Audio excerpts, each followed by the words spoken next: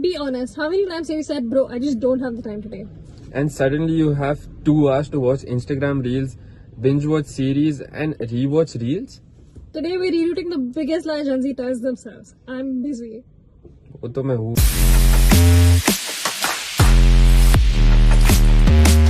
Welcome back to the Reroute. Today we're going to talk about how you have all the time in the world, you just don't know how to manage it. And yes, we come under that category sometimes. But like we said earlier, we're here to grow together. So let's get into it. Here's something uncomfortable. Most of the time when we say we don't have time, in reality, it's not true. It just means it's not your priority.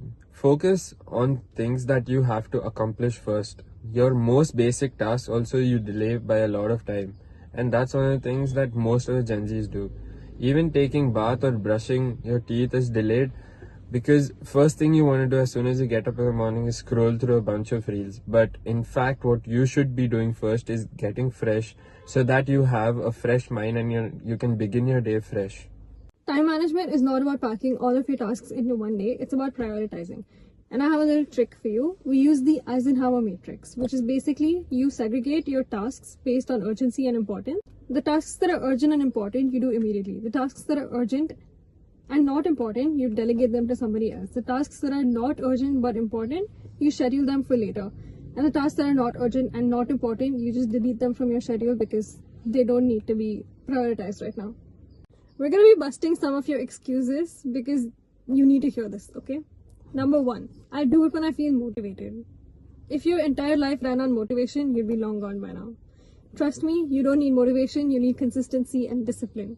Second, I work better under pressure. No, you don't. You only start under pressure. And then you term panic as productivity. Number 3, I don't have time. You had enough time to scroll through dog reels for 2 hours, okay? You do have time. You just don't have intention, okay? Just use that time for something better that's actually going to help you. I know it's easier said than done, but later in the video, we're going to tell you more about it. Too tired to work after school or college or work? No, absolutely not. I mean, everyone does feel tired, but that doesn't give you any excuse to waste the entire day. Doing just 20 minutes of focused work is better than doing zero. You don't need a perfect routine, you just need a tiny repeatable one. Number 5, I'll start tomorrow. Tomorrow is the most productive day for procrastinators. You need to start now and you need to get your ass up and use the 3-minute rule if you have to. The 3-minute rule is basically saying, okay, I'm only going to sit at my desk and read for 3 minutes. That's it, okay? And most of the time you'll eventually realize that, okay, that 3 minutes turns into 30 minutes because starting is the hardest part. Whenever you feel like you don't have enough time, you need to think of your entire 24-hour day as different phases. So phase 1 is where you sleep for around 6 to 8 hours. Let's say 8 hours. And then you go out for work/college. For now, let's just assume college. You come back home by 1 p.m. That's another phase, which is college/work. And then you take 2 hours to relax because, of course, being tired is fair, but that doesn't mean you waste the rest of your day. So you can take 2 hours to eat lunch, relax, watch something if you want to. And after that comes your deep work phase, which I personally like to keep it up to dinner time, which is around 8. So 3 to 8 would be where you focus on your tasks, which could be your assignments, your CIA studying, your office presentations, anything.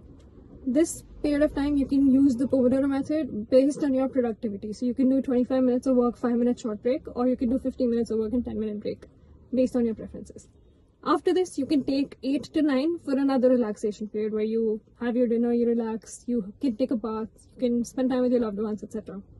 And then from 9 to 9:30, let's say you plan out your next day, okay? And 9:30 to 10, you're just preparing for bed. So you do all of your hygiene practices, you relax again, you get into bed. Time management is synonymous to emotional management. You often don't do tasks because you think they're uncomfortable rather than long, while in fact it's pretty simple. For example, even the most basic of assignments that you do, you prolong it and procrastinate over it because you think that it's very simple, and that's how you end up doing it in the very last moment, while in fact you can finish the task and have more free time for yourself. Thank you guys so much for watching. That's all we have for today. again, we just want to say that we are not trying to get you to work harder than you need to. We're trying to get you to use your time more efficiently. We keep learning as we grow, and we want to share whatever we've learned along with you guys. And we just want to say we're not trained professionals, so don't think of this as advice from proper professionals, but think of it as an advice from people your own age. Yeah. So if you like this video, then like, share, subscribe, comment down below what you want our next video to be about. So that's about it. See you. Bye. Bye.